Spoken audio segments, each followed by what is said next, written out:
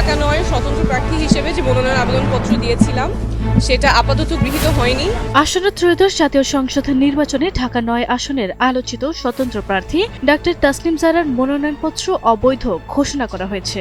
শনিবার ৩ জানুয়ারি সকালে রাজধানীর সেগুনবাগিচায় ঢাকা বিভাগীয় কমিশনারের কার্যালয়ে মনোনয়নপত্র যাচাই বাছাই শেষে রিটার্নিং কর্মকর্তা এই সিদ্ধান্ত জানান। সেই দুইজন ঢাকা ৯-এর ভোটার ছিলেন না, ওনারা জানতেন না ওনারা ঢাকা ৯-এর ভোটার। নির্বাচন কমিশনের বিধি অনুযায়ী স্বতন্ত্র প্রার্থী হিসেবে প্রতিদ্বন্দ্বিতা করার জন্য সংশ্লিষ্ট নির্বাচনী এলাকার মোট ভোটারের অন্তত ১% স্বাক্ষর সংবলিত সমর্থন সূচক তালিকা জমা দিতে হয়। ডাক্তার তাসনিম জারা গেল ২৯ ডিসেম্বর প্রয়োজনীয় স্বাক্ষর সংগ্রহ করে মনোনয়নপত্র জমা দিয়েছিলেন।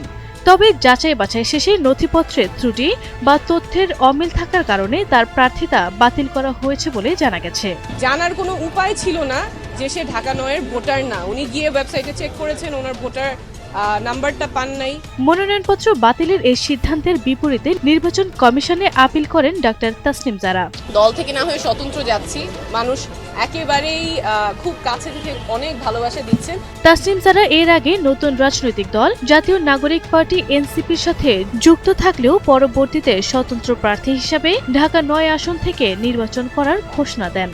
এর সঙ্গে সাধারণ মানুষের কাছ থেকে ক্রাউড ফান্ডিং এর মাধ্যমে নির্বাচনী তহবিল সংগ্রহ করে আলোচনায় আসেন।